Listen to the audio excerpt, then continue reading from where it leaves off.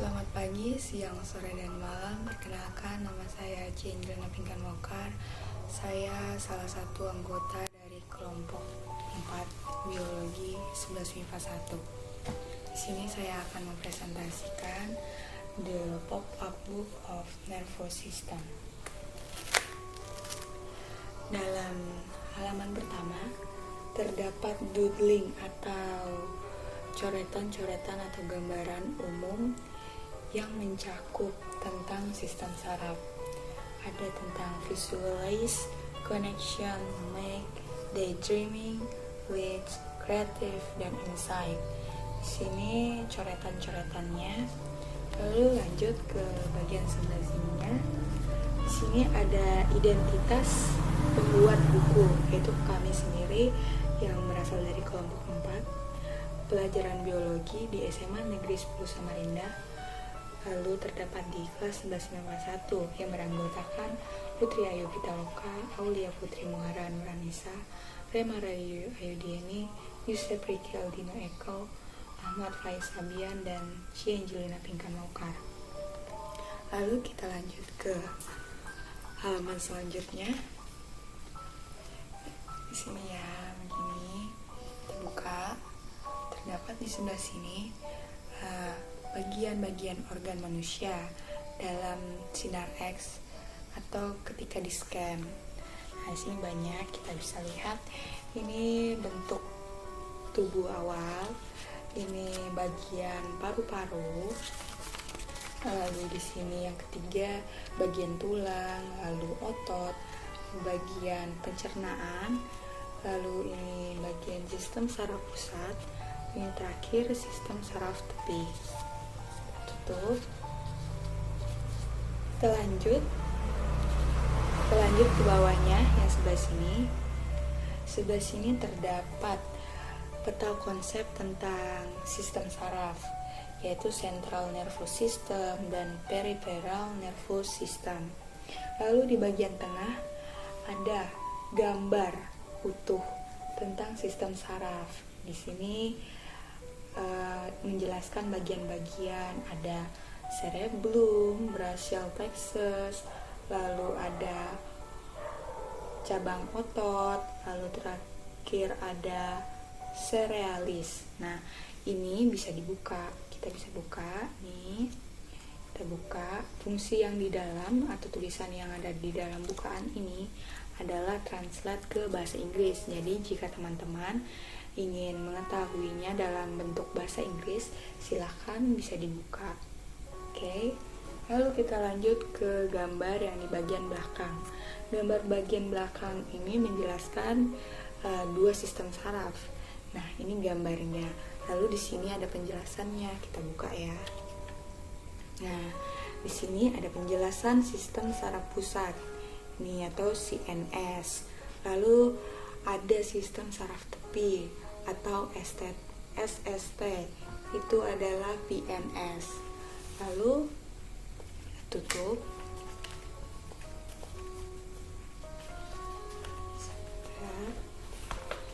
Kita ke bagian yang bulatan hijau. Ini pengenalan tentang sistem saraf. Lalu yang terakhir di sini adalah pengertian sedikit tentang sistem saraf, yaitu master mengendalikan dan berkomunikasi sistem tubuh. Setiap pikiran, tindakan, dan emosi mencerminkan aktivitasnya. Perangkat sinyalnya atau sarana berkomunikasi dengan sel-sel tubuh adalah impuls listrik yang cepat dan spesifik dan menyebabkan respon yang hampir segera atau dengan artian cekatan atau cepat. Kita lanjut ke lembaran berikutnya. Untuk lembar yang sebelah kanan ini menjelaskan tentang autonomic nervous system respon. Secara respon ada dua, yaitu simpatik, flight or fight. Lalu yang kedua ada parasimpatik respon, yaitu rest and digest. Kita buka ke kanan. Ya, terdapat gambar. Ya, kita buka ulang. Ya. Nah, di sebelah kanan ini ada tentang ciri-ciri dari simpatik dan parasimpatik. Misalnya, simpatik adalah serabut praganglion pendek, sedangkan parasimpatik adalah serabut praganglion panjang. Lalu di bawahnya ada pembahasan tentang reaksi simpatik dan parasimpatik ketika berada di organ.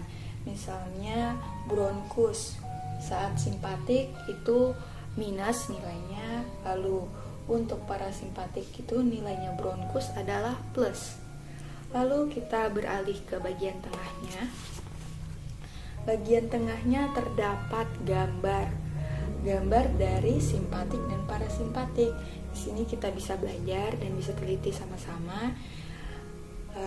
Jika teman-teman ingin lebih ingin mempelajarinya atau menelitinya, silahkan di pause. Oke, cukup. Langsung kita ke bagian sebelah sini. Bagian sebelah sini menjelaskan sistem saraf tepi berdasarkan fungsi. Yang pertama ada saraf somatik atau bisa dibilang sadar, lalu saraf otonom atau bisa dibilang saraf tidak sadar. Lalu kita buka lagi ke kiri, terdapat penjelasan tentang yang ini, gambar ini. Gambar ini terdapat ada 2 ranting otonom saraf sistem, yaitu parasimpatik tadi dan simpatik. Kita buka nih, sebentar ya. Kita buka yang ini, naik ke atas ya. Nah, teman-teman kita akan mempelajari ini bagian atas. Di bagian atas terdapat divisi parasimpatik. Nah, di sini menjelaskan fungsi dan keadaan santai atau keadaan optik. Lalu untuk yang divisi simpatik ada menjelaskan tanda-tanda aktivitas sistem simpatik, efeknya apa, durasi efeknya seperti apa, dan fungsinya seperti apa. Lalu kita tutup kembali. Lalu kita beralih ke bagian yang di bawahnya. Bagian di bawahnya terdapat klasifikasi fungsional. Skema klasifikasi fungsional hanya berkaitan dengan struktur PNS, yaitu ada divisi sensorik, serat sensorik somatik, serat sensorik visceral, divisi motorik, sistem saraf somatik, sistem saraf otonom. Oke, kita akan tutup kembali sebentar. Bukan 2 gini sih ya, harus barengan jadi sebentar ya.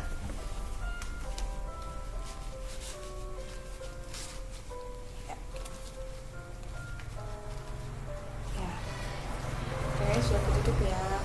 Ini kalau pembukaannya nanti teman-teman bisa dengan tangan 2 tarik, yang satu ke atas, satu yang ke bawah, lalu kita tutup ya. Oke, sudah selesai dengan simpatik dan parasimpatik. Kita lanjut ke bagian sebelahnya. Bagian di sebelah sini menjelaskan tentang neuron. Namun sebelum kita masuk ke neuron, di sini ada 4 penjelasan fakta menarik. Yang pertama, sistem saraf dapat mengirimkan sinyal pada kecepatan 100 meter atau dalam artian 328 kaki per detik. Lalu ada 8 kali lebih cepat dari catatan rekor terbaik Usain Bolt. Lalu yang kedua, setiap senti kulit kita memiliki 200 reseptor rasa sakit dan hanya ada 15 reseptor tekanan, 6 reseptor rasa dingin, dan 1 reseptor rasa hangat. Lalu yang ketiga, dahi dan ujung jari ternyata bagian paling sensitif terhadap rasa sakit karena memiliki kepadatan serat saraf lebih besar yang bereaksi terhadap pemicu nyeri. Lalu yang terakhir, fakta menariknya yaitu jumlah sistem saraf sangat beragam. Misalnya cacing nih. Cacing memiliki beberapa ratus sel, sementara gajah Afrika memiliki sekitar 300 miliar sel. Menarik bukan? Menarik. Lalu kita buka yang ini kita buka ceklet ya. Nah, bukaannya ada kayak lembaran buku baru lagi. Gimana sih? Ini begini. Sebentar. Ya begini lah ya. Ini sebenarnya seharusnya begini ya. Ini kita buka ya begini lah ya. Nah, di sini terdapat gambar sel cawan dalam bentuk diagram gedenya. Untuk kita lebih meneliti lebih dalam, ini ada dalam bentuk yang spesifiknya, dalam bentuk bundarannya. Nah, ini gambar dalam bentuk spesifik yang lebih jelasnya, detailnya. Lalu kita belajar apa sih sel cawan itu? Sel cawan adalah membentuk selubung mielin isolasi sekitar neuron di PNS. Fungsi yang sama dengan oligodendrosit yang ditemukan di SSP. Lalu kita tutup. Nah, yang ini kita buka nih ke atas. Nah, terdapat telanjang pol. Oke. Di sini menjelaskan jaringan saraf, yaitu struktur dan fungsinya. Ada sel pendukung yang berisi neuroglia, astrosit, mikroglia, sel ependimal, oligodendrosit, sel cawan, dan sel satelit. Itu untuk sel pendukung. Kemudian yang di bawahnya kan ada dua. Ini tadi yang di atas ya. Lalu kita yang di bawah ya. Bawahnya terdapat neuron. Nah, ini ada bagian-bagian neuron. Terdapat badan sel, prosesnya seperti apa, bukit akson, lalu terminal akson, celah sinaptik, selubung mielin, node Ranvier. Di sini menjelaskan sangat lengkap. Jadi teman-teman jika ada waktu silahkan dibaca untuk menambah pengetahuan. Oke, kita tutup kembali. Bentar. Oke, sudah. Kita beralih ke bagian yang ini. Nah, ini sebenarnya berdiri tegak sih. Ya, begitulah ya. Nah, ini gambar neuron dalam bentuk umum. Nah, untuk teman-teman yang ingin melihatnya lebih spesifik dan lebih detail tentang neuron, silakan dibuka. Terdapat sel body, dendrit, akson, melansit, node of Ranvier, astrocycle, oligodendrocyte, akson terminal, mikroglial sel. Di sini, lalu depannya ini kan tadi neuron dalam bentuk umum. Lalu bagian ini adalah pembagian neuron. Pembagian neuron terdapat unipolar, bipolar, pseudonipolar, dan multipolar. Apa sih teman-teman heran ya? Apa sih itu keempat ini sebenarnya? Nah, keempat ini bisa kita temukan jawabannya di sebelah sini. Jadi teman-teman bisa buka nih. Di sini lengkap penjelasannya atau klasifikasinya dari gambar ini. Jika teman-teman ingin mengetahuinya lebih lanjut, silakan dibaca. Kemudian kita kembali ke bawah sini. Tulisannya fakta menarik tentang neuron. Apakah menarik? Ayo mari kita lihat sama-sama. Nah, yang pertama ada longevity, dapat hidup dan berfungsi seumur hidup. Jadi neuron itu bisa hidup seumur hidup gitu. Lalu kedua, tidak membelah. Lalu yang ketiga, tingkat metabolisme yang tinggi. Lalu yang keempat, serabut saraf bayi baru lahir tidak bermielin. Oke, kita lanjut ke lembaran berikutnya. Di sini terdapat mekanisme penghantaran impuls. Nah, sebelum kita masuk ke dalam sini, kita pertama-tama disuguhkan tentang mekanisme penghantaran impuls. Di sini terdapat ada 4, itu silakan dibaca depan belakang. Oke, kita kembalikan. Kita buka nih, ini ke sebelah kanan, lalu ini ke sebelah kiri. Jadi, sebelah kanan ini terdapat mekanisme penghantaran lewat sinapsis, ada 4. Lalu di sebelah kanan ini ada gerak yang dilakukan efektor, terdiri dari 2, yaitu gerak sadar. Lalu kedua gerak refleks. Dan di sini ada gambar akson. Nah, gambar akson di sini ada mencantumkan beberapa huruf, beberapa angka. Jadi teman-teman jika masih bingung tentang pembagian akson itu apa aja atau dendrit itu apa aja, bisa teman-teman buka, dan di sini terdapat penjelasan dari gambar ini. Jadi misalnya C ini apa sih sebenarnya? C itu sekalinya vesikel sinapsis, seperti itu. Jadi semuanya akan dibahas mulai dari A sampai G. Ya, A sampai G. Jadi teman-teman silakan dibaca jika ada waktu. Lalu kita tutup kembali. Ini nanti di-cut, untuk menghemat waktu kita langsung saja ke sebelah sini. Sebelah sini terdapat sistem saraf pusat. Ya, sistem saraf pusat dimulai dari sebelah sini, sebelah bawah kanan. Sini menjelaskan sistem saraf pusat terdiri atas otak dan sumsum tulang belakang, tersusun atas substansi kelabu atau grisea, dilindungi rangka berupa tengkorak, dilindungi oleh selaput yang disebut meninges. Nanti kita akan belajar di sebelah sini. Lalu kita langsung saja kita buka ke atas. Nah, di sini ada gambar otak dalam bentuk umum. Di sini penjelasan otak secara ringkas. Kita buka sebelah kanan. Kita turunkan ke bawah. Nah, di sini ada penjelasan berdasarkan hemisfernya atau belahan. Otak terbagi menjadi otak kiri, otak kanan. Lalu berdasarkan perkembangan sewaktu embrio, otak terbagi menjadi otak depan. Lalu otak depan ini terbagi lagi menjadi telencephalon dan diencephalon.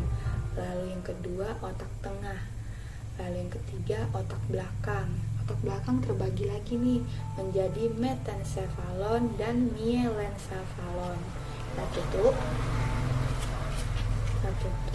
Kita lanjut ke bagian di bawahnya. Bagian di bawahnya adalah bentuk otak yang lebih spesifik atau lebih detail. Nah, kita buka nih. Nah, di sini ada gambar tampak otak dari bawah, dari atas, lalu dari samping.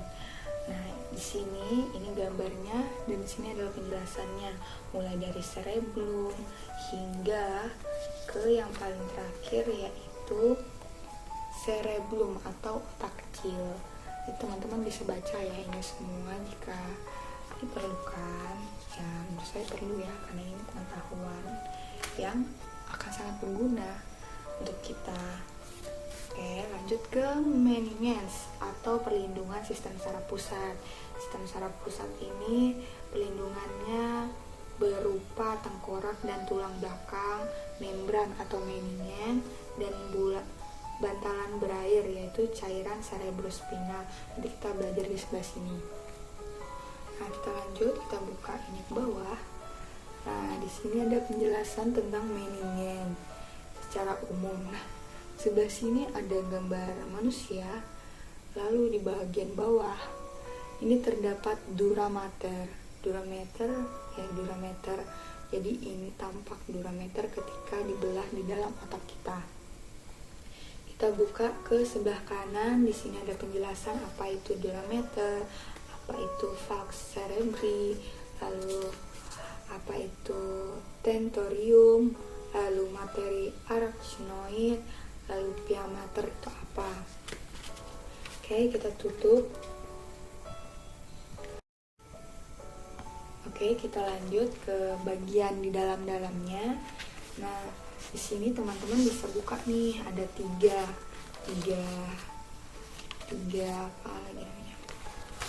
lembar.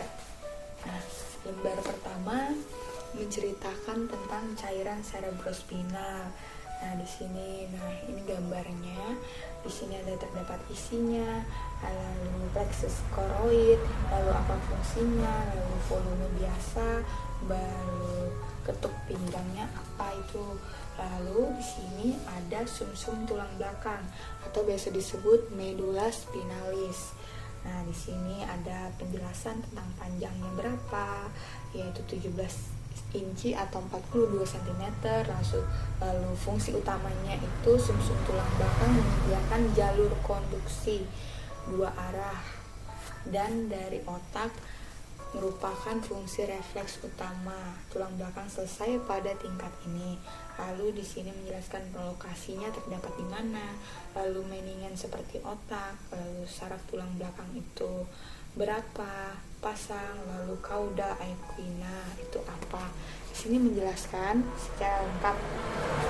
Lalu ke bagian yang lembar kedua ada halaman ketiga, yaitu menjelaskan materi abu-abu dari sumsum tulang belakang dan akar tulang belakang. Terlihat seperti kupu-kupu atau huruf H di penampang, jadi kupu-kupu ya, jadi menarik ya sepertinya. Lalu ada menjelaskan proyeksi, menjelaskan kanal pusat, menjelaskan ganglion akar dorsal, lalu tanduk punggung, tanduk ventral apa itu, lalu saraf tulang belakang. Di sini teman-teman bisa membukanya dan bacanya dengan seksama. Lalu kita lanjut ke bagian halaman keempat ya, yaitu materi putih dari sumsum tulang belakang. Di sini menjelaskan apa itu, langsung apa daerahnya di mana, saluran sensoriknya itu seperti apa, traktat motorik itu apa. Lalu kita lanjut ke bagian yang kelima, yaitu penghalang darah otak. Apa sih penghalang darah otak? Nah, penghalang darah otak ini sendiri adalah organ tubuh lain yang begitu bergantung secara mutlak pada lingkungan internal yang konstan seperti halnya otak, sehingga ada penghalang darah otak untuk melindungi otak. Nah, itu di sini ada menyebutkan fungsinya seperti apa, zat yang diizinkannya itu seperti apa, lalu zat yang dilarangnya yang apa, zat yang larut dalam lemak itu seperti apa. Oke, kita kembalikan lagi nih kepada tempat semula, kita masukkan kembali.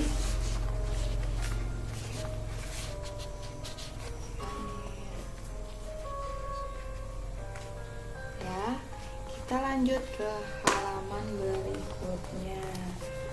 Nah, halaman berikutnya sebenarnya ada ini ya, ada ini. Nah, sebelum kita masuk ke dua yang ini, kita terutama membaca yang ini, membaca lampiran kedua ini. Itu kedua ini sekalinya menjelaskan saraf tulang belakang keluar dari tulang belakang dan saraf kranial keluar dari otak secara langsung. Lalu ada 12 pasang saraf kranial. Wow, menarik ya. Jadi di sini ada 6 dan di sini ada 6. Lalu pemberitahuan selanjutnya, mereka diberi dengan angka Romawi. Angka Romawi itu seperti apa sih? Angka Romawi seperti ini, yang I atau V11 itu angka Romawi. Lalu Romawi itu apa sih? Nah, ini gambarnya kayak yang di film-film. Jadi teman-teman pasti familiar ya dengan film-film Romawi. Jadi seperti itu gambarannya aja.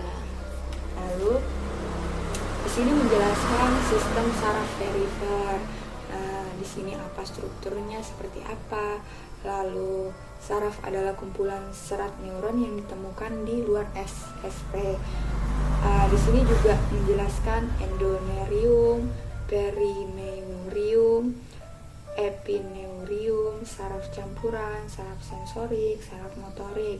Lalu di sini menjelaskan berdasarkan arah impuls, sistem saraf tepi terbagi menjadi saraf aferen dan saraf eferen. Di sini teman-teman jika ingin mengetahui lebih lanjut silahkan dibaca.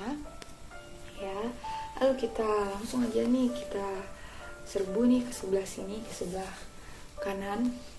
Nah, di sini yang pertama adalah saraf penciuman, yang kedua ada saraf optik, yang ketiga ada saraf okulomotor, yang keempat ada saraf saraf troklearis. Lalu yang kelima ada saraf trigeminal. Yang keenam ada saraf abdusen. Sebenarnya dia begini ya teman-teman. Ya, se-enjoynya kalian aja yang menggunakannya. Lalu yang selanjutnya yang ketujuh ada saraf wajah. Yang kedelapan ada saraf vestibulocochlear. Lalu ada saraf glossopharyngeal. Ada saraf glossopharyngeal, yaitu faring, lidah, fungsinya menelan, lalu berbicara, lalu air liur. Lalu yang ke-10 ada saraf vagus, yang ke-11 ada saraf aksesoris. Lalu yang terakhir adalah saraf hipoglossal. Nah, ini sebenarnya sama aja sama kayak tadi tuh. Jadi gimana ya? Nah, begini, menaikkan ke atas. Iya, sedikit mainan. Oke, kita kembalikan dia ke sebelah sini. Kita tutup dia dan lanjutkan ke bagian sini. Nah, bagian arah sini menjelaskan tentang plexus. Nah, di sini ada menjelaskan saraf tulang belakang dan plexus saraf. Ada terdapat 31 saraf tulang belakang manusia dibentuk oleh kombinasi akar ventral dan dorsal sumsum tulang belakang. Lalu kita buka nih. 1, 2, 3. Cing jeng. Ya. Nah, di sini ada penjelasan tentang saraf spinal yang berjumlah 31 pasang, saraf leher terdapat 8 pasang, saraf punggung 12 pasang, saraf pinggang 5 pasang, saraf pinggul 5 pasang, dan satu pasang saraf ekor. Lalu di sini urat saraf atau plexus yang terdiri dari plexus cervicalis atau urat saraf leher. Lalu yang kedua plexus branchialis atau urat saraf lengan atas. Lalu yang ketiga ada plexus lumbosacralis atau urat saraf punggung dan pinggang. Di sini juga menjelaskan saraf sensorik. Lalu yang di sini penjelasan rami punggung, rami ventral, plexus cervix, plexus brachialis, plexus lumbar, lalu plexus sakral. Nah, di bagian di bawah ini adalah gambaran tentang yang kita bahas di atas ini tadi. Oke, teman-teman silakan baca lebih lanjut. Kita tutup kembali. Tutup. Nah, sebelah sini adalah lanjutan dari plexus yang di atas ini tadi. Nah, teman-teman silakan buka 1, 2, 3, jeng jeng. Ya, di sini banyak gambar ya. Ya. Nah, kita mulai dari sebelah kanan. Di sini ada sumsum tulang belakang yang berakhir pada tingkat antara vertebra lumbalis 1 dan 2, baru saraf lumbal, sakral, tulang ekor turun dari ujung tali pusat atau cauda equina atau ekor kuda ya. Lalu yang ini penjelasan plexus cervix itu leher, plexus brachialis bahu, lengan, tangan. Lalu di sini ada gambarnya. Sini penjelasan gambar dari apa itu plexus cervix, brachialis. Lalu di sini ada plexus lumbosacral. Nah, ini tentang itu tulang belakang bagian bawah hingga bokong, yaitu saraf terbesar. Femoral adalah tulang paha dan lutut. Lanjut ke sebelah kanan adalah penjelasan bagian utama dari saraf tulang belakang bergabung untuk membentuk jaringan kompleks yang disebut plexus. Nah, di sini teman-teman lihat ini gambar yang ringkasan dari semuanya plexus nih. Sini terdapat di sini ya. Teman-teman silakan lihat. Oke, kita tutup lagi. Nah, pada materi terakhir yaitu gangguan pada sistem saraf. Kita buka ke atas, lalu kita tarik ke bawah. Wow, sangat panjang ya. Ya, ini sebenarnya masih beberapa yang kami ambil, dan ada lebih banyak lagi gangguan pada sistem saraf. Namun yang di sini kami mengambil 15 gangguan sistem saraf karena yang ini saja yang menurut kami yang sering terjadi. Dan ya, ini di sini ada migrain, ada gegar otak, amnesia, Alzheimer, sampai neurastonia. Nah, teman-teman kalau mau tahu lebih lanjut, silakan dibuka ya, dilihat, diperhatikan dengan sama dan dipahami.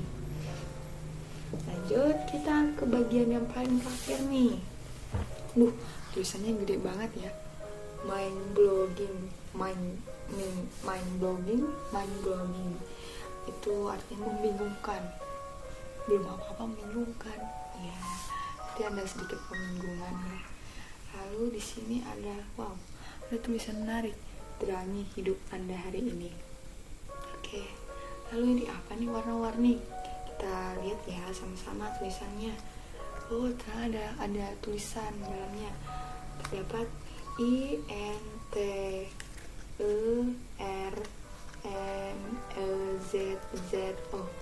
Kita sambung jadinya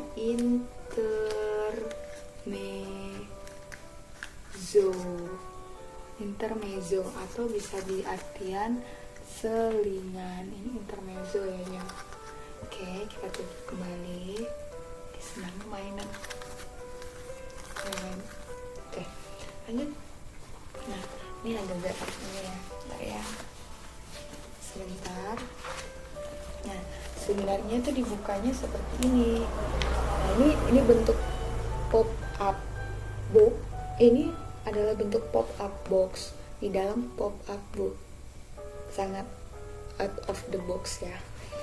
Jadi kami membuatnya dalam variasi banyak beragam. Jadi kita buka sama-sama. Nah, ini sebenarnya kayak mana ya? Nah, terdapat box dalam pop up book. Lalu kita buka ya, begitu ya. Dapat ya. Kita ambil aja ya semuanya. Nah, di sini kan bilang intermezzo ya. Intermezzo itu selingan yang membingungkan. Mari kita buktikan apakah itu membingungkan. Oke, kita ambil aja semuanya. Kita tutup jadi kosong ya.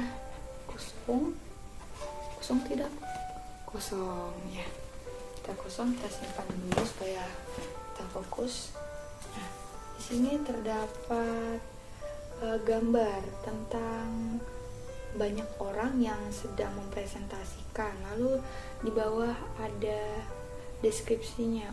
Sekalinya di sini ada proses pembelajaran, belajar mengajar di kuliah Hahnemann sekitar tahun 1898. Ini perkuliahan yang mendasar tentang pembelajaran sistem saraf di tahun 1898. Ya, mungkin salah satu pencetus ya, bisa dibilang. Lalu yang kedua ini ada gambar otak. Gambar otak disarankan jangan dilihat jika teman-teman lagi makan. Ya. Oke, kita lanjut ke sini. Gambarnya lucu ya, warna-warni. Nah, gambarnya lucu. Apakah teman-teman tahu ini apa? Ya, itu adalah cahaya memori kita di dalam otak seperti ini. Warnanya ada warna pink, warna hijau, warna biru. Nah, di sini ada penjelasan cahaya memori. Nah, saat Anda membentuk memori, ada perubahan fisik dari otak.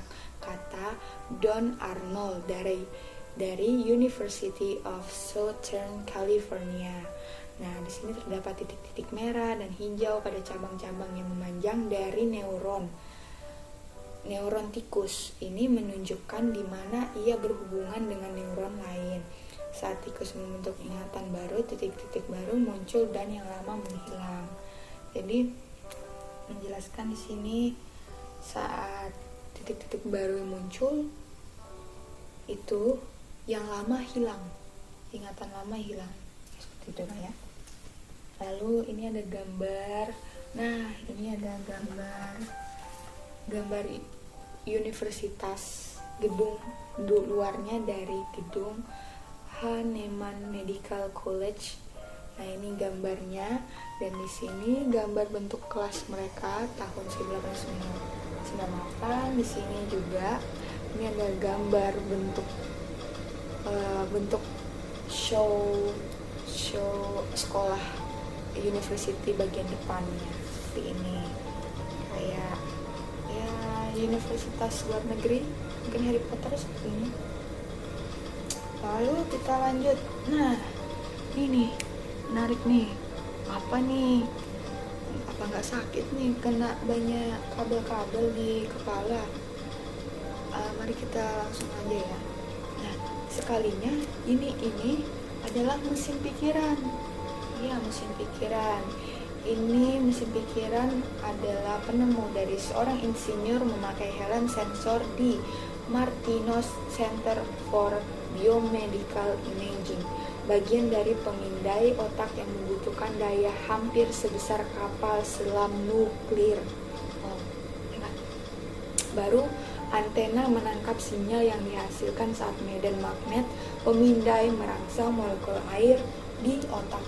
Sekalinya di otak tuh ada air, molekul air di otak ya enggak, berarti ada air di otak ya.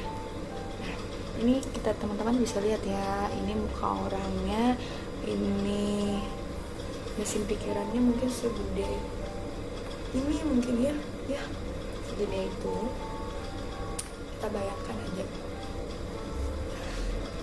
Lalu di sini ada terdapat, nah ini baru namanya intermezzonya kayak pertanyaan-pertanyaan yang berupa menarik. Nah, di sini pertanyaannya, mengapa aku mengingat macam-macam hal. Nah, di sini ada, jika teman-teman kepo atau ingin tahu, silakan membaca nih dari awal sampai terakhir.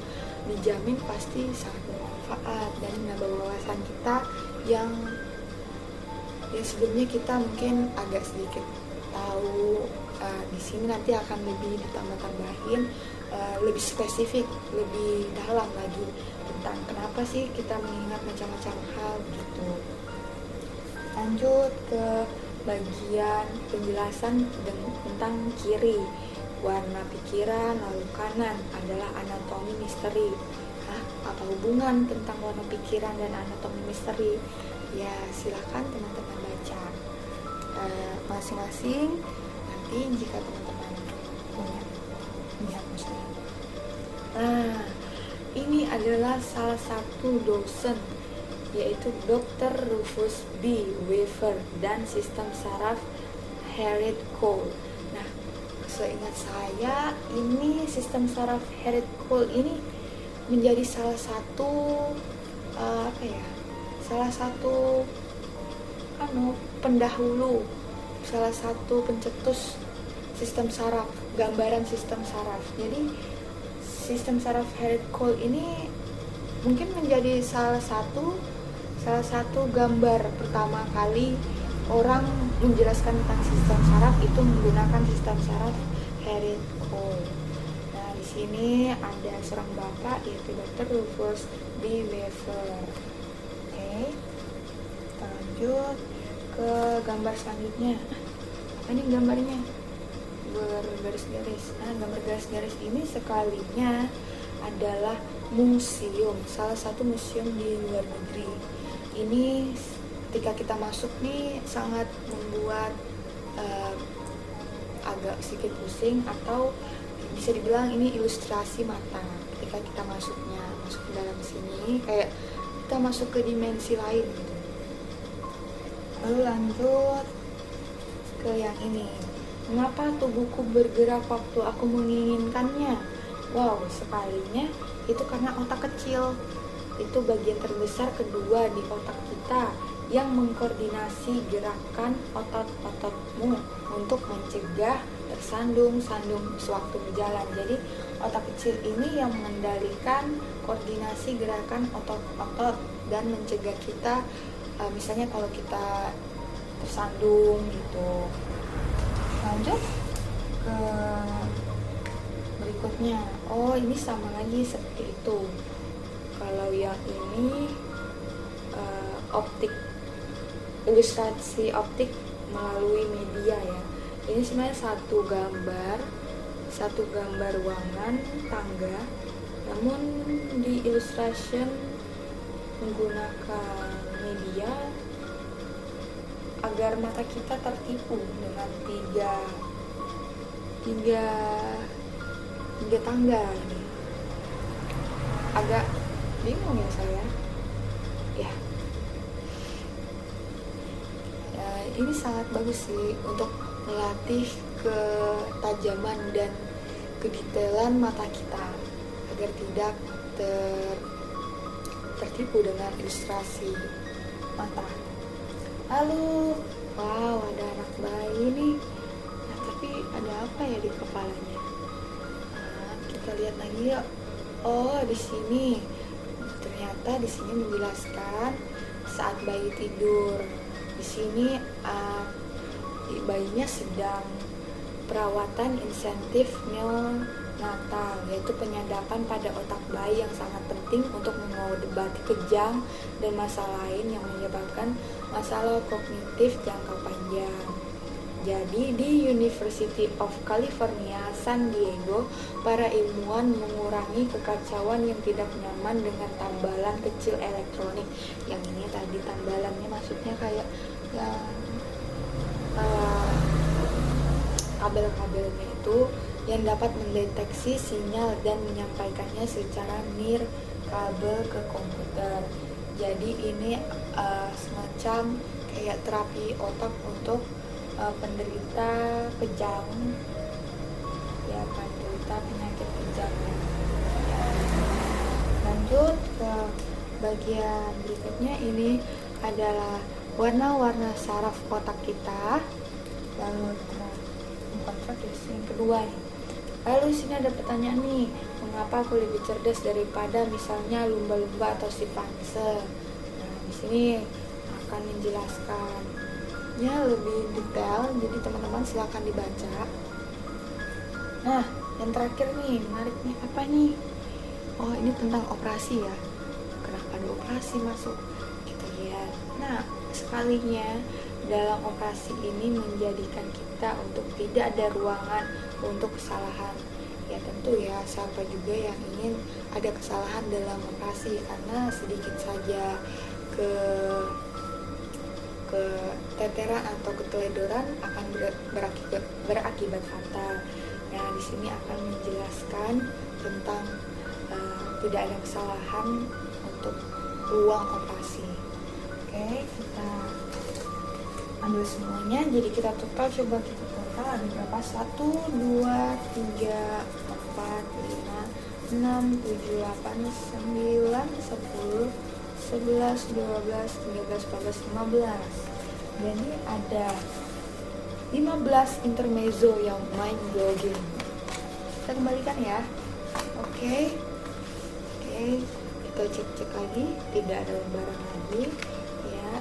Sekalinya mind blogging yang membingungkan ini adalah terakhir dari The Pop-Up Book of Nervous System ya. Oke, sekian dari saya, terima kasih. Maaf jika banyak kesalahan di dalam saya menyampaikan presentasi ini. Semoga The Pop-Up Book of Nervous System ini bisa membantu teman-teman serta siswa-siswi di SMA Negeri 10 untuk belajar tentang lebih banyak lagi sistem saraf. Oke, semangat belajarnya. Dadah.